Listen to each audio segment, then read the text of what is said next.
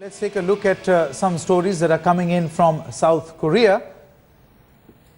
We'll go to that in just a short moment. But a 30-year-old Afghan soldier has been given a fresh lease of life after a marathon twin hand transplant surgery at Kochi's Amrita Institute of Medical Sciences.